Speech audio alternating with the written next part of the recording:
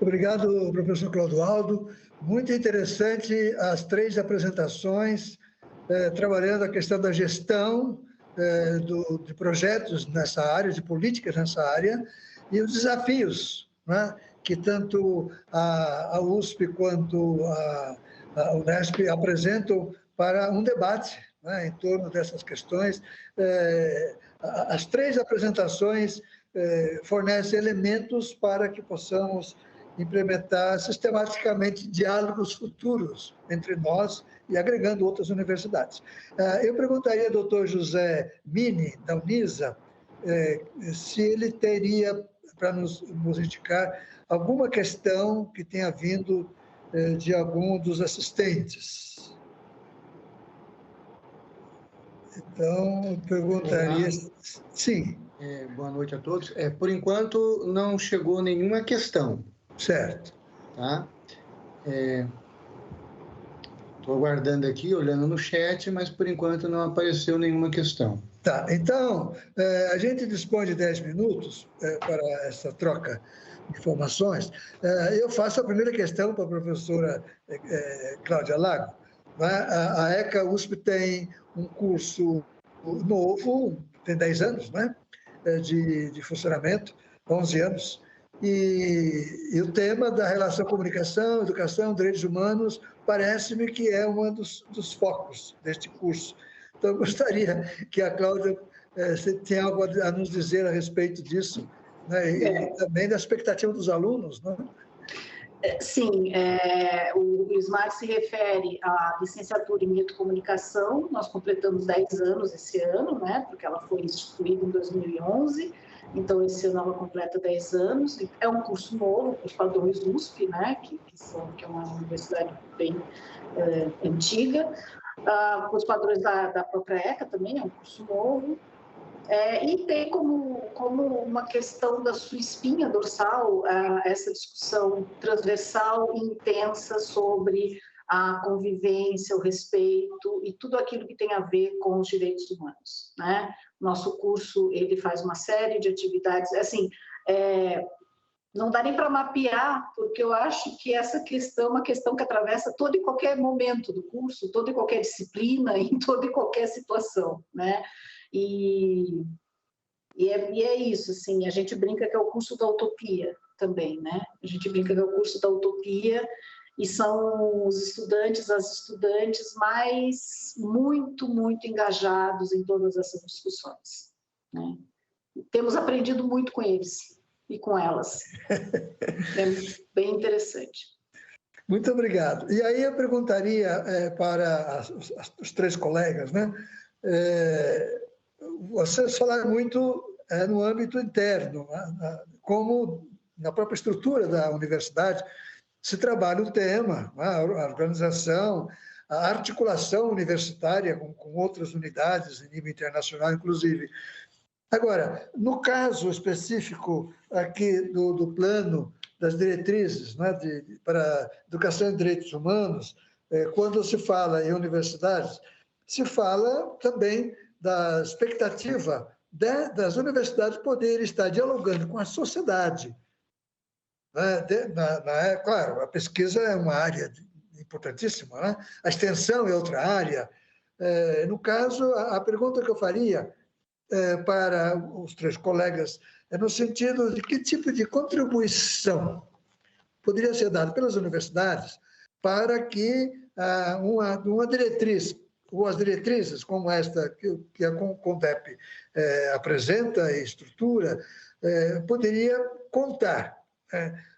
O que as universidades poderiam colaborar para que o CONDEP pudesse estar levando essa discussão para as bases da sociedade nos âmbitos de influência das respectivas universidades. Isto é, que colaboração as universidades podem dar para essa política pública? É o desafio que eu coloco para vocês.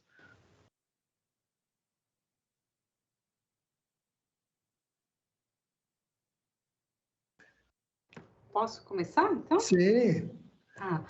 Bom, acho que quando Cláudia coloca, né, quando o quanto as universidades têm sido desafiadas pelos próprios estudantes, né? E nessa relação, e eu complemento na relação com a própria sociedade, né? Então, as universidades, a partir das políticas, né, de direitos humanos, inclusive com as ações afirmativas, elas passaram por um processo bastante significativo de mudança, né, de quem compõe a universidade, né? Então, isso tem levado a universidade a repensar a sua própria estrutura e a sua própria forma de ensinar, de produzir conhecimento e a sua própria forma de funcionar, né? Nós temos passado por esse processo, por isso que eu iniciei a minha apresentação, inclusive falando do legado que nós temos, né? Desde 33, então nós falamos, nós temos um legado, mas é uma universidade que passou por uma transformação, se transformou em universidade e passou por uma transformação bastante significativa, né?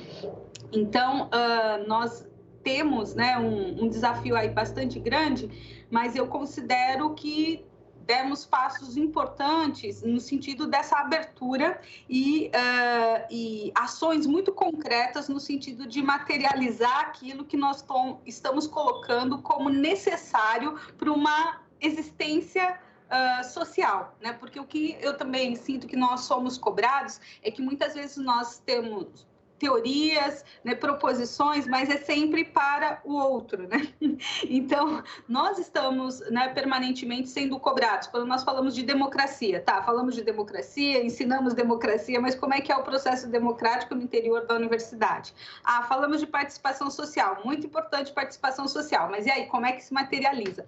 Então, em passos, né, que eu diria que no ritmo que a gente tem conseguido fazer, mas entendemos que há passos no sentido da participação social, como, por exemplo, no CELS, né, que é o Conselho Universidade e Sociedade, como eu citei, no processo de tomada de decisão estratégica na nossa universidade, a própria criação da política de observatórios, em que tem a participação dos movimentos sociais, né? E temos tido aí vários projetos que têm atuado no reconhecimento, né, de saberes de pesquisadores sociais, ou seja, tem áreas ou temáticas ou questões que discutimos que sem a presença dos movimentos sociais, das comunidades, nós não conseguiríamos produzir esse conhecimento, inclusive no momento da pandemia, né? Porque nesse momento as pessoas falam, mas como é que estão vivendo as famílias vulnerabilizadas, né?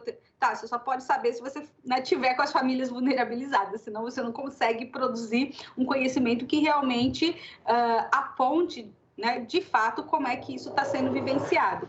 Então, penso que né, no sentido do que está previsto aí no plano estadual, entendo que há esse desafio da gente conseguir colocar como ações concretas, né, diretrizes e proposições que estão na política estadual, mas também estão nas nossas diretrizes institucionais, né? Então, há passos, né, não no ritmo que gostaríamos, mas entendo que temos dado passos importantes nesse sentido. Muito obrigado. Professor Clodoaldo, gostaria de agregar algo? Eu acho que o senhor está sem microfone. Eu acho importante essa colocação, porque nós temos um plano estadual. Foi debatido esse plano estadual. Ele foi gestado a partir de muita discussão.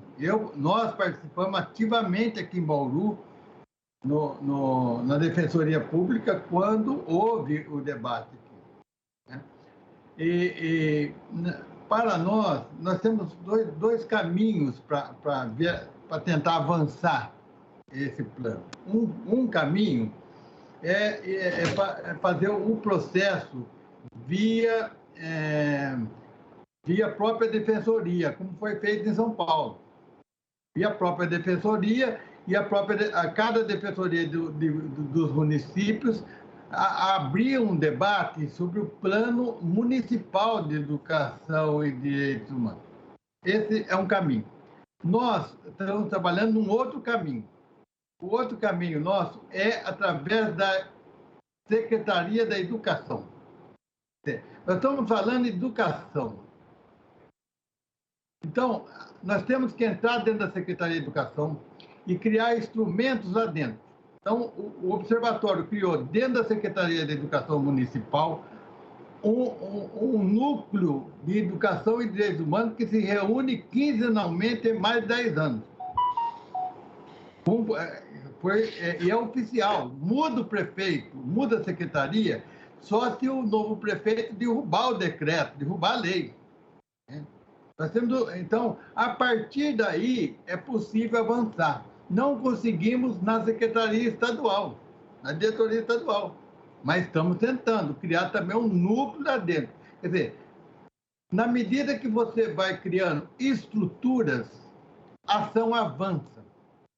Se você não cria estruturas, ações dissolvem, que as pessoas passam.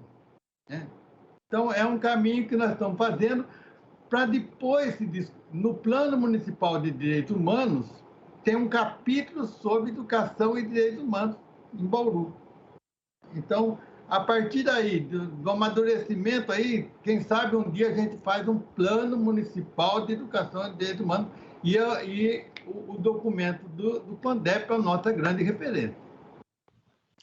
Muito bom. Professora Cláudia, você já falou na primeira intervenção, e como eu preciso avançar,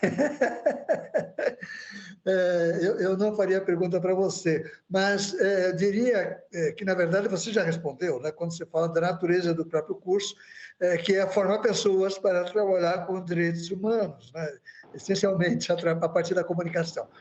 3 excelentes apresentações. Eu convido vocês, eu sei que a professora Cláudia terá aula daqui a pouco, né? Eu convido vocês a continuar com a gente, porque nós, depois da apresentação dos 3 outros colegas, teremos um espaço de intercâmbio. Mas, se puderem ficar conosco, eu agradeceria.